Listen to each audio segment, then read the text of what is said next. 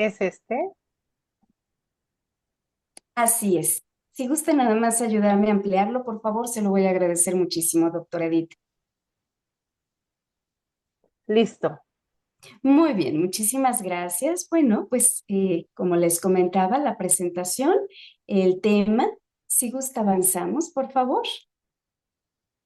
Y tenemos esta primera frase que les comentaba de Víctor Frank, en donde a pesar de no tener a la persona presente, el amor sigue estando. Y esto puede ser por cuestión distancia física, distancia emocional, por cuestión de muerte o ausencia. Entonces, el amor, esta va a ser la clave para poder dar un sentido de esperanza a las personas que están viviendo este proceso.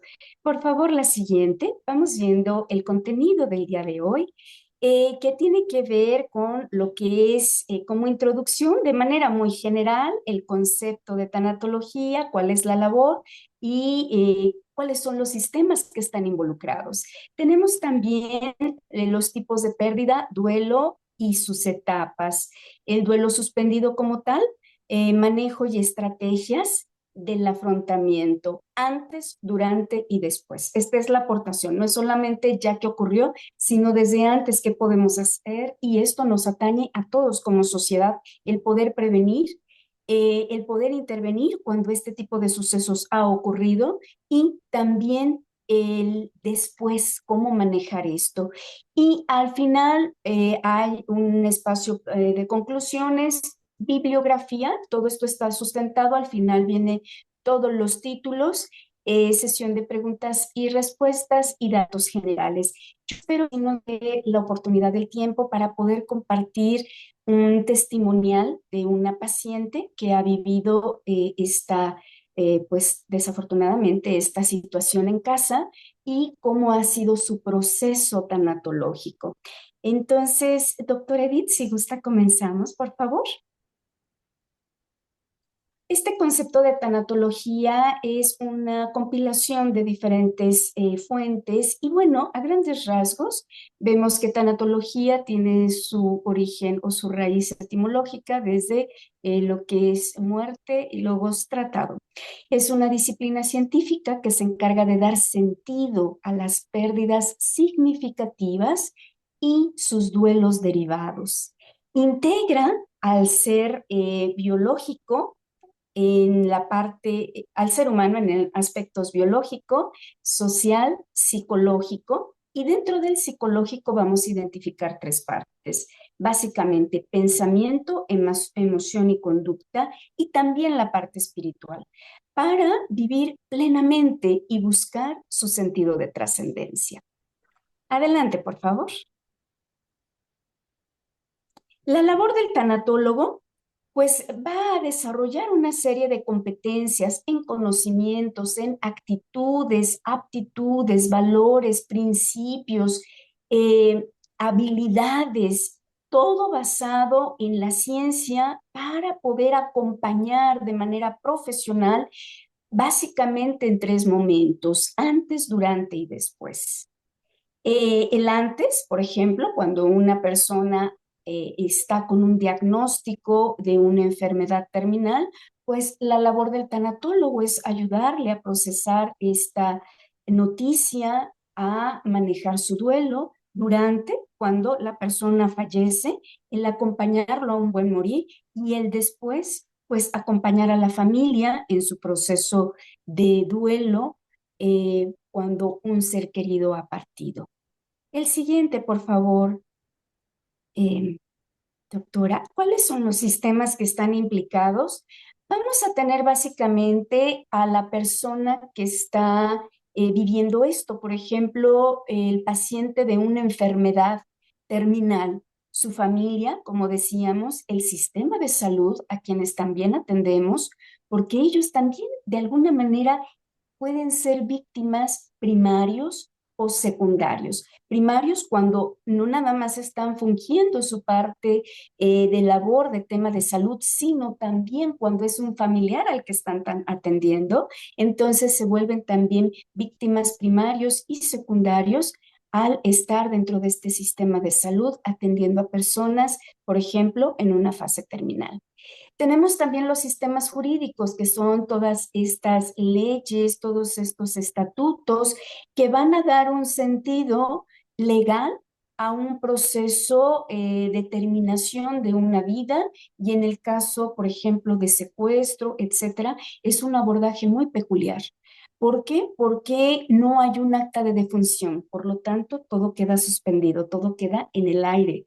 Y bueno, conlleva todo un proceso el poder liberar esto. De ahí que tomamos en cuenta también a los sistemas jurídicos en este tema. Siguiente, por favor. Vamos a tener tipos de pérdidas. Si me permiten compartir con ustedes esta clasificación de tipos de pérdidas, yo hice un apartado muy similar a lo que Carl Slake nos comparte con respecto a la parte biológica, psicológica, social, circunstancial y de desarrollo. ¿Qué sería un tipo de pérdida biológica? Bueno, pues pudiera ser desde la enfermedad, la amputación de un miembro del cuerpo, la muerte, un aborto, ¿sí? Esto tiene que ver con la parte fisiológica. Las pérdidas psicológicas van a tener que ver con los anhelos, las expectativas, los sistemas de creencias, la ruptura de paradigmas. Por poner solamente un ejemplo, cuando hay una expectativa de que un bebé llegue en condiciones sanas y al nacer o durante el trayecto de embarazo se dan cuenta de que viene con alguna situación diferente a lo esperado. Ello conlleva un duelo y este tipo de duelo se le va a clasificar como psicológico.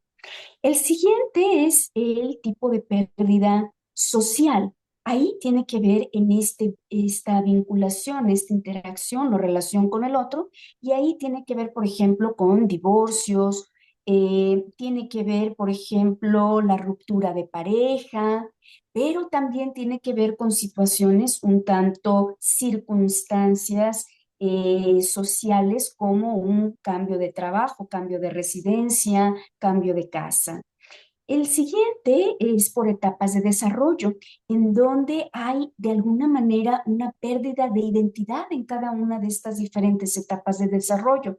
Eric Erickson nos habla de cómo en cada una de las etapas de desarrollo de los seres humanos se van viviendo crisis cada vez que vamos pasando una de ellas. Entonces, por mencionar solamente algunas de las más importantes en donde se vivencian como una pérdida y que ello va a conllevar en algunas de ellas un duelo, va a ser temas, por ejemplo, como el embarazo, en donde hay un cambio de identidad, la adolescencia, la menopausia, la andropausia, el nido vacío, vejez y jubilación. En las circunstanciales vamos a tener situaciones como accidentes, que son situaciones imprevistas, que son situaciones que rompen esta homeostasis y vienen a generar una crisis que puede generar o una oportunidad de desarrollo o puede generar una situación de conflicto. Entonces, vamos a tener aquí como ejemplos pues los accidentes que mencionábamos, pérdidas materiales de cualquier tipo, robos, secuestros, desastres naturales, etcétera. Entonces, bueno, esto pudiéramos identificarlo como una clasificación de los tipos de pérdidas. Por favor, doctor Edith, si me ayuda a avanzar, por favor. Vamos a tener también cuáles son los factores presentes en la intensidad del dolor.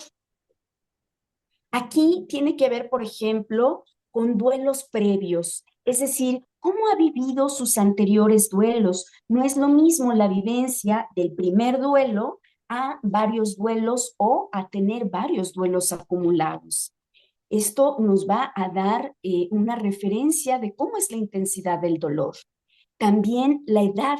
Hay diferencia, por ejemplo, en un aborto en donde no se conoció a lo que viene siendo pues al bebé, a diferencia de cuando fallece un joven o cuando hay una enfermedad en un anciano, es decir, la edad, la etapa de desarrollo va a ser diferente la vivencia también de la intensidad del dolor. El siguiente punto es la relación. Es diferente la pérdida, por ejemplo, de los padres de un hijo a saber, por ejemplo, que alguien del otro lado del mundo ha perdido la vida, tal vez en una situación social, de guerra, etcétera. Otro de los puntos es el vínculo. ¿Cómo es este vínculo? Porque podemos tener, por ejemplo, a algún familiar, pero a veces ese familiar puede estar lejano y puede haber tal vez una amistad, por ejemplo, que sea cercana, o puede haber una relación que sea conflictiva o fusionada. Es decir, el vínculo nos va a dar la pauta. ¿Qué tan cercana es esa relación? Es la intensidad del dolor que esto va a generar. El tipo de pérdida o muerte, pues va a tener también un impacto. No es lo mismo un evento anunciado, un evento tipo enfermedad crónica que va poco a poco, de alguna manera preparando, sabiendo que hay un desenlace a tener, por ejemplo, una situación inesperada en donde el impacto es obviamente mucho mayor. Otro de los puntos son los pendientes emocionales. Por ejemplo, si hay deudas emocionales, en muchas ocasiones suele pasar, es algo que por alguna diferencia, algún conflicto, o silencios o ausencias, se van generando deudas emocionales, que esto queda como un pendiente que al momento de que alguien ya no está, genera una intensidad en el dolor. Otro de los puntos es la culpa, por ejemplo, entre otros motivos. El siguiente punto son los aprendizajes de las reacciones de las demás ante la pérdida. Por ejemplo, los niños van a aprender cómo vivencian los adultos las pérdidas y ellos de ahí van a tomar su actitud en muchas ocasiones muy reflejo de los padres o cuidadores o personas cercanas. De ahí que enseñar desde muy niños el proceso de las pérdidas, del duelo como algo natural ante la vivencia del ser humano, pues ayuda a que los niños hagan una recolocación de estos eventos de una manera mucho más natural. Y bueno, estos son los factores presentes en la intensidad del dolor. Doctor Edith, ¿me ayuda a avanzar con el siguiente, por favor? Gracias. Vamos viendo cuál sería la definición del duelo, de acuerdo a los autores que ahorita vamos a ver al final. Y bueno, el duelo es un proceso individual, es decir, cada quien lo va a vivir a su forma, a su manera. Es una oportunidad para sentir y significar el dolor y el sufrimiento que la pérdida provoca. Aquí cada quien le va a dar el propio valor, el propio, vamos a decir, significado ante lo que ha perdido. Pero también esto conlleva una oportunidad de cambio y crecimiento personal una vez que esta vivencia ha dejado un aprendizaje. Las pérdidas o las ausencias son parte de la naturaleza humana. Buda nos enseñaba que tenemos 5 características peculiares los seres humanos de los cuales no podemos evitar. Una de ellas es la muerte, otra de ellas es la enfermedad, la vejez, perder a los seres queridos y también conlleva eh, los problemas que son inherentes al ser humano, dijera Sigmund Freud. Entonces, bueno, las pérdidas o las ausencias son naturales al ser humano. Elaborar el duelo significa precisamente contactar con el vacío de lo que ya no está para poder darle un nuevo acomodo o significado. Doctor Edith, ¿me ayuda con la siguiente, por favor? Muchas gracias. Vamos a tener de una manera muy práctica las fases del duelo. Uno implica voltear a ver la realidad. Algo cambió. y hay que darle un tiempo para que haya un ajuste en esta parte, no solamente externa, de que algo cambió en cuanto a los roles, en cuanto a las funciones que dejó la persona ausente, sino también es un aceptar la realidad interna de que hay cambios y hay un proceso que se genera con este duelo. Viene también el vivir las emociones y honrarlas, es decir, vamos dándole este espacio a las emociones en donde nos permitimos expresar y vivirlas como tal, de tal forma que conozcamos cuál es este abanico de nuevas intensidades dentro de nosotros con este tipo de vivencias y de ahí podamos aprender y desde luego crecer. Después viene también la readaptación a la vida a pesar de la ausencia externa y esto conlleva modificar en muchas ocasiones los roles, reajustar el sistema con la intención de que pueda continuar avanzando. También es darle un nuevo espacio físico, emocional, social y espiritual al que ya no está, pero vamos a hacerlo de una manera interna, es decir, vamos a hacer una recolocación.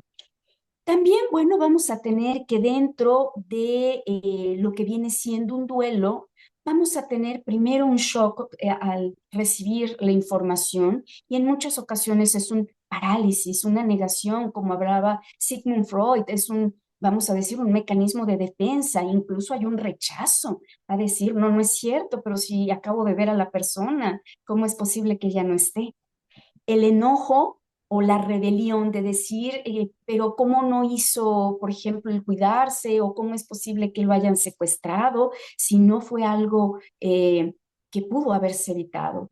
Viene el miedo o también la depresión, la tristeza que ayuda a contactar al ser humano desde esta parte mucho más interna, dar este reajuste. Es un tiempo necesario, valioso, aunque no nos guste, pero muy, muy valioso para poder nosotros ajustar una realidad externa a una realidad interna. Viene también la aceptación, el perdón en muchas ocasiones, la búsqueda de darle un sentido a esto para entonces lograr la serenidad y la paz reencontrada. Doctora, ¿podemos avanzar con la siguiente, por favor? Vamos a tener también los tipos de duelos. Y aquí vamos a tener diferentes. Vamos a tener lo que vienen siendo los duelos anticipados, que son los duelos anunciados, por ejemplo, una enfermedad previa, como una enfermedad terminal, un cáncer, por ejemplo. Un duelo retardado, en donde la persona al momento de fallecer a alguien es funcional, es la que se mueve para ver lo de la funeraria, los documentos, que todo esté en orden, avisar a las personas, etcétera. Reprimen. ¿Es válido? Sí, porque es funcional, pero el punto es que después tengan esta oportunidad para poder de alguna manera vivir su proceso de duelo y poder vivenciar sus emociones conforme corresponda. Tenemos el duelo crónico que va a tener 2 o más años y todo sigue igual. El punto no es el tiempo propiamente, porque cada quien va a llevar su propio proceso. El punto es que todo siga igual, que sigan poniendo, por ejemplo, el plato en la mesa, por ejemplo, cuando la persona pues ya falleció, ya no está o está ausente. Un duelo exagerado. El duelo exagerado son por deudas emocionales, como les comentaba, muchas veces puede ser por culpas, puede ser por rencillas que no pudieron cerrarse y este duelo va a llevar a tener reacciones más exageradas. Puede ser en el llanto, puede ser en diferentes reacciones al momento del fallecimiento o de saber que la persona no está, como en el caso de un secuestro. El duelo patológico, en donde de alguna manera puede haber síntomas como adicciones, enfermedades más recurrentes, el no poder enfrentar, el tener pensamientos, ideaciones o intentos de suicidio. Podemos tener también el duelo, vamos a decir, natural, donde no hay víctimas, simplemente se acepta, de alguna manera se resignifica. Lleva un tiempo y es algo completamente sano, por así decirlo. Vamos a tener el duelo eh, patológico natural. El emergente, este duelo emergente va a salir o va a estar presente en fechas especiales. Por ejemplo, Navidad, Año Nuevo, el cumpleaños, el aniversario, el Día de Muertos, en donde se vuelve a revivir todas estas emociones, todo este proceso en donde es totalmente válido, hay que acompañar, hay que comprender y hay que explicar que de alguna manera la intensidad va a ser mayor en estas fechas especialmente y principalmente va a estar durante el primer año.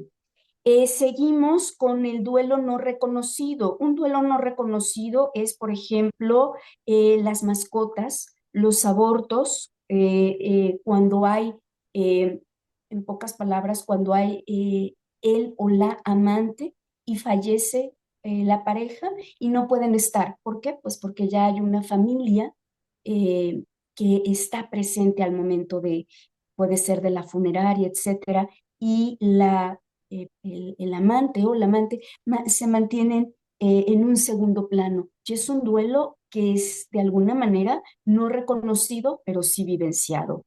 Vamos a tener también el extraordinario. Son duelos muy peculiares que se generan por suicidio, homicidio, asesinatos, es decir, eventos que generan un impacto que va a llevar un duelo de una manera muy peculiar, sí la vivencia natural, pero además conocer del tema y darle un acomodo pues muy significativo. Y vamos a tener el duelo, tiene diferentes términos, pero generalmente es el duelo suspendido o congelado, que es en el que nos vamos a estar enfocando el día de hoy, en donde pues obviamente no hay un cuerpo a quien despedir, por lo tanto no sabemos si se comienza o se avanza en el duelo o se suspende o se esperan, en fin, es un proceso muy interesante, creo que como tanatólogos es uno de los retos más grandes manejar este tipo de duelos porque hay un altibajo entre que hay información que se sabe que si está o no está, si hay un cuerpo a quien velar o no, etcétera. Entonces, bueno, pues nos corresponde en esta labor tanatológica de hacer este acompañamiento en cada uno de estos tipos de duelo, que posiblemente puede hacer más, pero yo intenté traer como los más conocidos, con la intención de poder identificar y saber que la labor que realizamos en el área de tanatología es sumamente importante y por demás valiosa, es un acompañamiento profesional desde el amor, desde la esperanza, desde el sentido de resiliencia, desde la compasión, compasión entendida no como victimismo, sino compasión entendida de cómo empatizo con tu dolor y cómo te ayudo a minimizarlo. En esta parte compasiva en donde nos volvemos más humanos y al mismo tiempo ayudamos a que la otra persona o intentamos acompañar a que la otra persona logre contactar con esta parte humana de dolor, de vivencia difícil en su vida y que de ello se pueda crecer. Doctora, por favor, avanzamos a la siguiente lámina. Estamos hablando como tal de lo que es el duelo suspendido. No es un duelo común, pues no hay un cuerpo a quien despedir. Se requiere en muchas ocasiones de un equipo multidisciplinario para atender a las víctimas primarias y secundarias. ¿Qué implica esto? La víctima primaria va a ser el secuestrado, por ejemplo, incluso los más cercanos, la pareja, los hijos.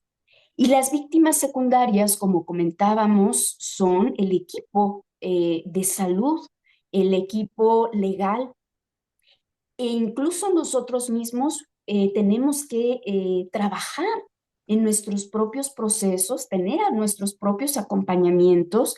Mi sugerencia es también estar en proceso terapéutico con la intención de no volvernos víctimas secundarias, sino que podamos tener esta claridad, esta, vamos a decir, esta vivencia desde un amor, una compasión, como hablábamos hace un momento, de poder acompañar, pero sin que esto nos enganche. Y aquí voy a tomar, si Emma me permite, el tema del autocuidado. Aquí entran los autocuidados, el evitar volvernos víctimas de estas vivencias, porque obviamente pues son muy fuertes.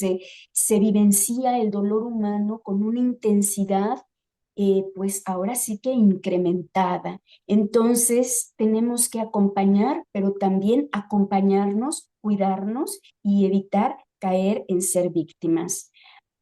Continuamos, por favor, doctora. Muchas gracias. Vamos a ver lo que implica estas clasificaciones en un duelo suspendido. Vamos a tener desde las personas extraviadas, es decir, podemos verlo en alerta Amber, por ejemplo, en donde decimos persona de tercera edad, por ejemplo, o persona con situaciones mentales, en donde pues ha desaparecido, está extraviada y entonces la alerta Amber se activa a nivel nacional. La familia da parte a las Los diputados autoridades competir. y ellos son Tiene que quienes no, no tiene que poner impuesto allá. hacen ¿Se puede este hacer? comunicado. Perdón, pero ¿se escucha a alguien que está hablando?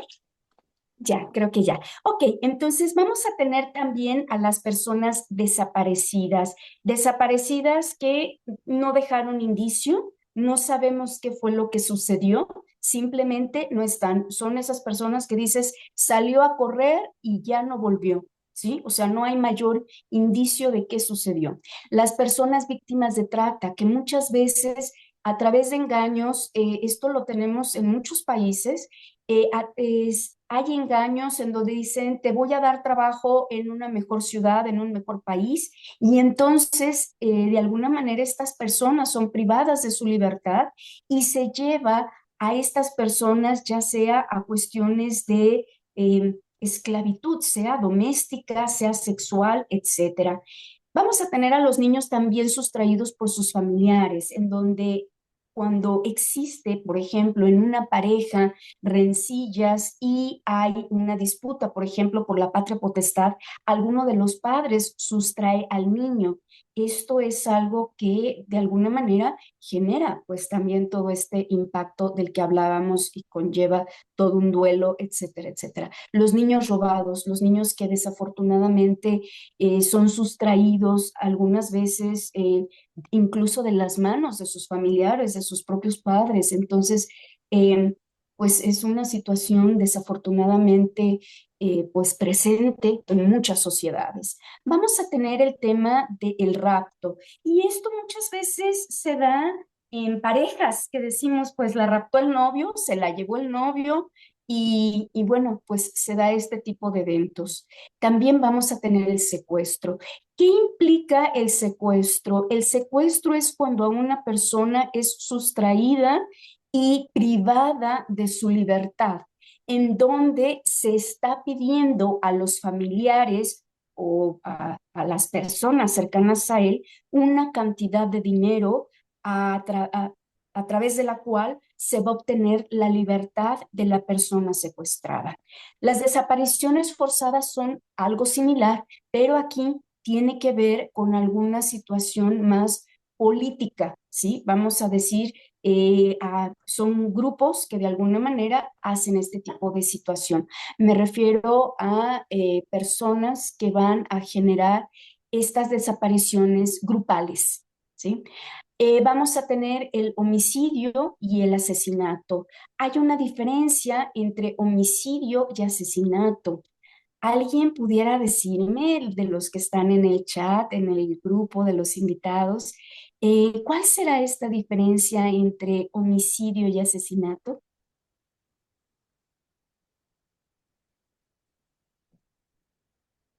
Vamos viendo si alguien tiene información. Y si no, vamos avanzando de una manera muy práctica, donde el homicidio es un acto, vamos a decir, accidental. Por ejemplo, alguien atropelló a una persona y murió. Ese es un homicidio. Y un asesinato es cuando hay un dolo, cuando hay algo premeditado, con una intencionalidad. de quitarle la vida a alguien. Entonces, todas estas clasificaciones que tenemos aquí son lo que implica un duelo suspendido, todas estas situaciones, porque pues en ocasiones sí hay cuerpo, pero a veces la vivencia, el cómo fue, es lo que conlleva, pues ahora sí que situaciones muy dolorosas. Avanzamos, por favor, doctora.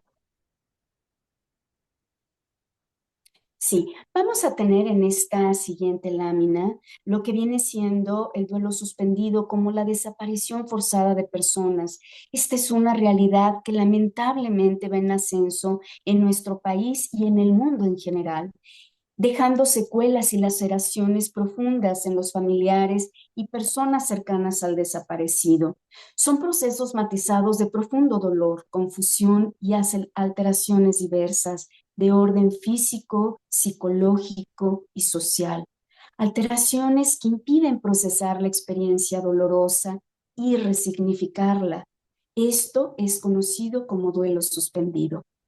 El duelo suspendido, la persona no puede aceptar el dolor de la pérdida, procesando la muerte de su familiar, pero tampoco tiene la certeza de lo que ocurrirá con el que no está, generando ansiedad y angustia, que aunado a los estados de tristeza, provoca estados de crisis emocional que resultan incapacitantes para la persona que los vive y para las personas que se encuentran alrededor de él o de ella. Se requiere Se requiere de un proceso de orientación psicosocial que le permita recobrar el sentido, manejar adecuadamente las emociones y el estrés, ser perseverante, proactivo, continuar la búsqueda con un sentido esperanzador. La siguiente, por favor.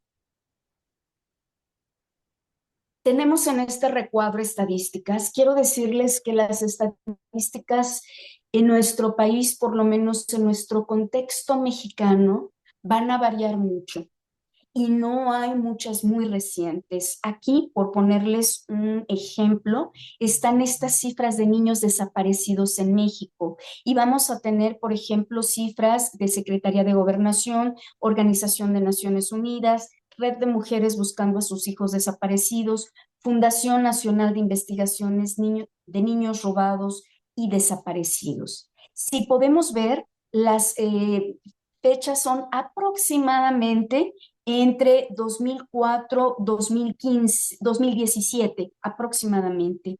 Pero si podemos ver las cifras, van a variar mucho. Y bueno, esta fuente viene de las propias organizaciones. Entonces, como pueden darse cuenta, muchas veces pues es un tanto complejo. Uno, porque no todos los secuestros, no todos, sobre todo los express, no siempre son reportados, no siempre hay estadísticas de todo. Entonces, bueno, quise nada más compartirles un poco de ello. Vamos a continuar con otra estadística. Adelante, por favor, doctora. Tenemos el Registro Nacional de Personas Desaparecidas y No Localizadas, en donde una estadística más reciente que vamos a tener en este año, el mes anterior, del día 9, el total de personas desaparecidas no localizadas y localizadas eran 333.055 personas y de ahí vienen diferentes subgrupos. Vamos a tener personas desaparecidas y no localizadas. Vamos a tener también personas localizadas, vamos a tener personas desaparecidas eh, y no localizadas, personas localizadas sin vida. Y vamos a tener también estas personas localizadas con vida. Ahí tenemos los diferentes recuadros. Doctora, por favor, si me ayuda a avanzar, por favor. Vamos a tener en nuestro país, en nuestra geografía, tenemos ahí por colores las personas desaparecidas, las personas las personas localizadas sin vida y las personas localizadas con vida. Esto correspondiente a la lámina anterior, pero en este mapa podemos ver como si fuera un termómetro, ¿verdad?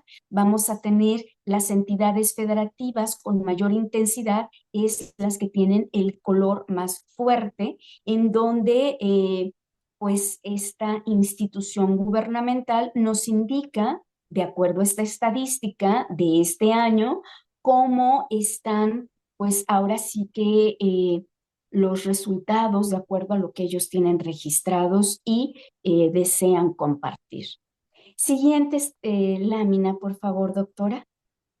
Vamos a tener en la siguiente estadísticas del Registro Nacional de Datos de Personas Extraviadas o Desaparecidas, la RENAPED, como le llaman. Ustedes a través de este código QR pueden entrar fácilmente y obtener toda la información detallada al día e incluso ahí mismo en este código QR o en el enlace que les pongo arriba, es lo mismo, para las personas que tal vez no manejan tanto la tecnología, pueden tomar lo que viene siendo este enlace y les va a llevar precisamente a la RENAPED y tienen toda la información y ahí incluso lo que les comentaba, se puede generar los reportes de las personas desaparecidas y ahí les indica todos los requisitos, ahí se llenan los formularios, ahí están todas las clasificaciones que les hice anteriormente,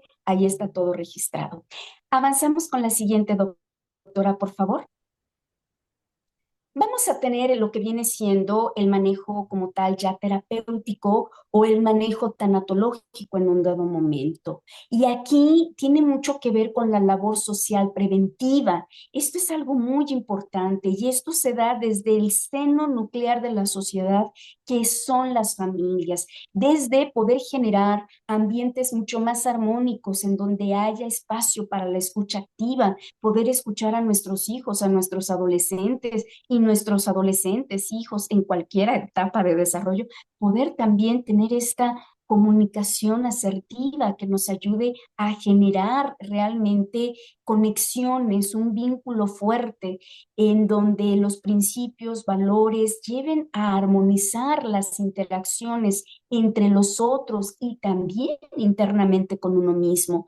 Poder disfrutar el tiempo al máximo. ¿Cuánto? No sabemos. No sabemos. Y lo podemos ver, por ejemplo, en pandemia, cuántas personas no fallecieron inesperadamente por cuestión de enfermedad. Ahora, en esta cuestión también de las desapariciones, secuestros, extravíos y demás, también nadie tenemos garantizado que el día de mañana vamos a tener cerca a nuestros seres queridos. Por lo tanto, vivamos, disfrutemos al máximo nuestras interacciones y hagámoslas lo más significativas posibles. De ahí que el amor, la esperanza, la confianza, la resiliencia sean los pilares para poder enfrentar estas situaciones tan complejas y tan difíciles que vivimos como sociedad.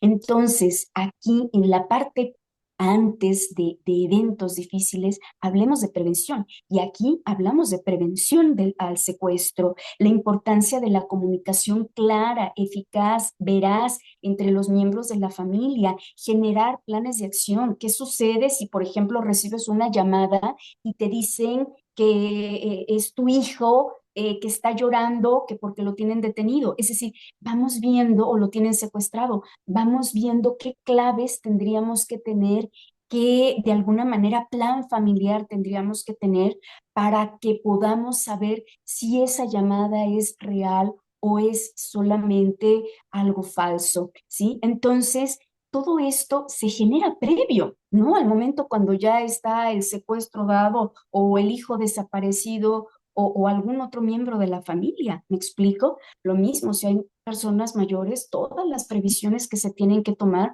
para evitar que se pierdan, que de alguna manera estén extraviados. ¿Me doy a entender con eso? Entonces, en este código QR viene de la UNAM toda la parte preventiva, es todo el plan de acción que tomar en cuenta al salir a la calle en la noche, los hombres, las mujeres, los niños, en diferentes momentos del día, en diferentes circunstancias, cómo prevenir, cómo hablar en familia, cómo generar estos planes preventivos de acción para evitar estas situaciones trágicas. Avanzamos, por favor, doctora. Hay uno antes, por favor. Muy bien. Ahí. A ver, ¿es antes? Hay una que dice durante.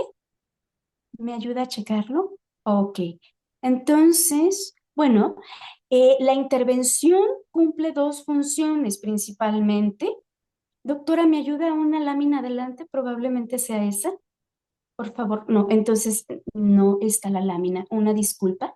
Entonces, bueno, vamos viendo que los interventores, en este caso el área de tanatología, acompañamos brindando apoyo emocional a quienes han experimentado una pérdida, ayudando a procesar su dolor con la finalidad de salir de la crisis y prevenir un trastorno de estrés postraumático o una ideación suicida o una adicción, etcétera, etcétera, capacitándolos para restablecer su calidad de vida. La intervención lleva a comprender la naturaleza de la aflicción y del proceso del duelo a través de la psicoeducación y la prevención de crisis futuras. En esta lámina que ustedes tienen presente son algunas sugerencias que se pueden tomar en cuenta en el proceso del duelo. Vamos a tener aquí varios principios. Algunos de ellos es ayudar a la persona a aceptar las pérdidas como parte de la vida. Otro, ayudar a expresar e identificar sus emociones y sentimientos. El tercero, ayudar a vivir sin el ser querido en cuanto a los roles. Por ejemplo, si él era el proveedor, bueno, ahora habrá que alguien suplir ese rol y es acompañar en ese proceso de reajuste. El cuarto, facilitar el retraimiento emocional para honrar emociones, es decir, que también tengan estos espacios de silencio, estos espacios de introspección para poder dar un acomodo interno a una vivencia externa, como es, por ejemplo, un secuestro. El quinto, proveer el tiempo para el duelo. ¿Sí? Muchas veces con todo lo que implica legalmente asistir a la fiscalía, asistir a diferentes instancias en esta búsqueda, ¿verdad? La CEMEFO, etcétera, etcétera, pues a veces pareciera que no hay tiempo para el duelo y es importante voltear a ver este proceso natural y por demás sano que necesita la persona para poder dar un acomodo y ese es el duelo.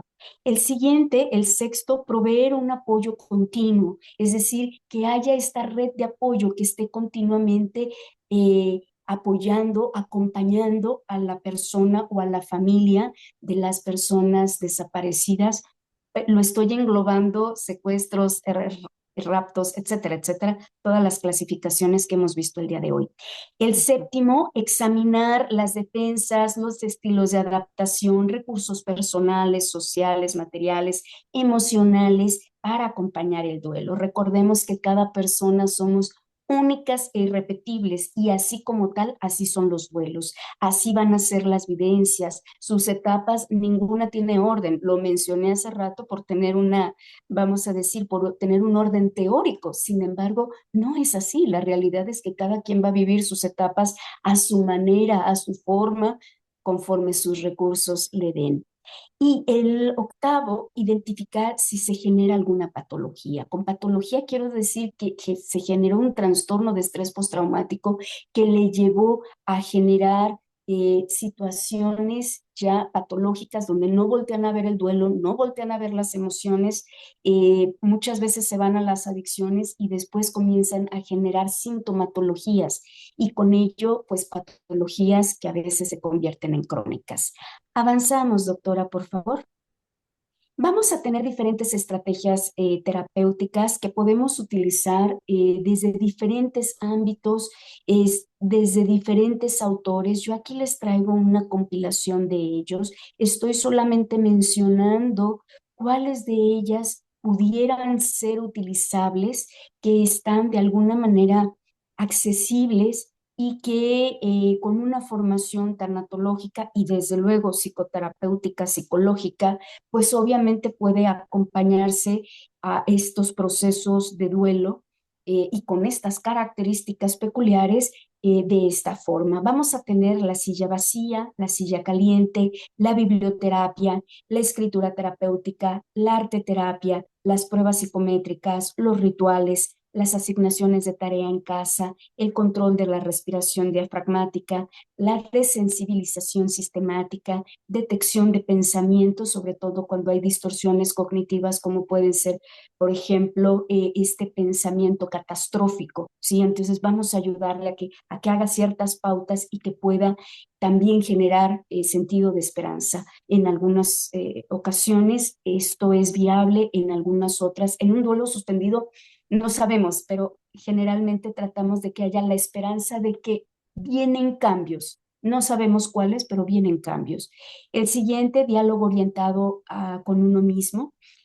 Los autocuidados, ¿sí? Aquí vienen los buenos hábitos, el sueño, la alimentación, la hidratación, ejercicio, el descanso, el establecimiento de redes de apoyo, la reestructuración cognitiva, la escucha activa, entre muchos otros. Esto es como opción. Siguiente, por favor, doctora. Eso fue durante y ahorita vamos a tener después de que sucede este tipo de eventos, trabajamos principalmente con la familia, porque como decíamos, pues son los que quedan víctimas cercanos, ¿verdad? De la persona secuestrada, por ejemplo. Entonces, vamos a ver que las personas necesitan información oportuna y veraz, apoyo del equipo terapéutico, van a necesitar esta red de apoyo, van a necesitar a la familia, sobre todo con quienes realmente puedan contar. Vamos a tener este cuidar y estar con el ser querido, pero también vamos a darle esta intimidad y privacidad para que pueda tener su tiempo de procesar lo que está ocurriendo y también esta oportunidad de reconciliarse, aunque no esté presente. Tenemos ejercicios, por ejemplo, como la silla vacía, la silla caliente, que vienen a proporcionar herramientas útiles para hacer esta reconciliación y que pueda vivir mucho más en paz su proceso de duelo. También expresar las emociones, buscar grupos o asociaciones para la búsqueda de su ser ausente. En muchas ocasiones, y es una realidad social, que nuestras instancias jurídicas, gubernamentales, etcétera, etcétera, llámense federales, estatales, municipales, en ocasiones no se dan abasto. Y eso es desafortunadamente una realidad de nuestro país. Por lo tanto, las asociaciones civiles van a tener un impacto impresionante en este acompañarse, buscar y si yo les dijera que se genera una hermandad, que muchas veces hay un cambio en la identidad, de ser la mamá que sale a trabajar y regresa y todo, cuando hay un hijo, por ejemplo, secuestrado, un hijo ausente, cambia y ahora se vuelven la mamá buscadora de.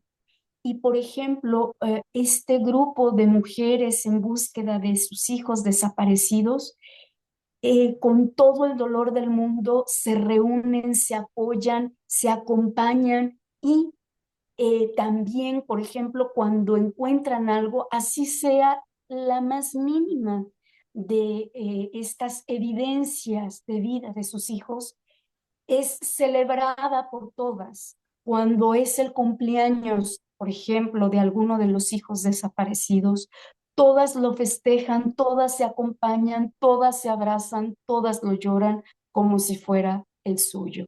Entonces, ahí nos habla del amor, que el amor trasciende y trasciende no solo en lo personal, sino en lo colectivo. Y esto cada vez fortalece a estos grupos sociales que van teniendo, como ustedes vieron en las estadísticas, resultados, que van teniendo apoyo para la vivencia del duelo de una manera impresionante. Y bueno, con todo esto le dan sentido a esta vivencia. Avanzamos a la siguiente, por favor. Y entonces vamos a tener aquí una cita también de Víctor Frank, en donde nos dice, el ser humano está preparado para soportar cualquier circunstancia, incluso las más adversas, siempre y cuando comprenda cuál es el sentido de lo que sucede. Siguiente, por favor.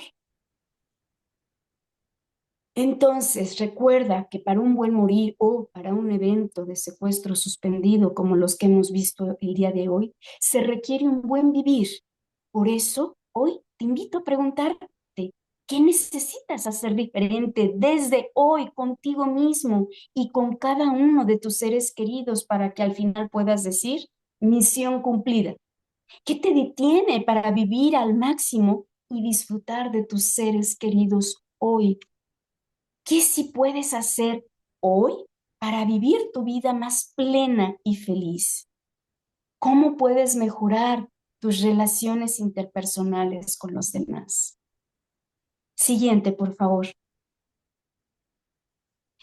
Aquí encuentran la bibliografía de la cual he sacado la información que el día de hoy he tenido el honor y el gusto de poder compartir con cada uno de ustedes.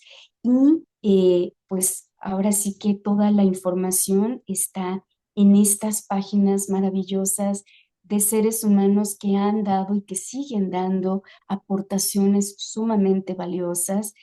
Tenemos varios mexicanos, entre ellos, por ejemplo, María del Carmen Castro, tenemos a diferentes, obviamente Elizabeth Kubler-Ross, tenemos a también de México Marta Palencia, etcétera, etcétera. Gente por demás valiosa, con un corazón enorme que se han dado la tarea, al igual que el doctor Carballo, de poder poner en letra su emoción, su experiencia, su conocimiento, sus habilidades, su sentir al respecto a la tanatología.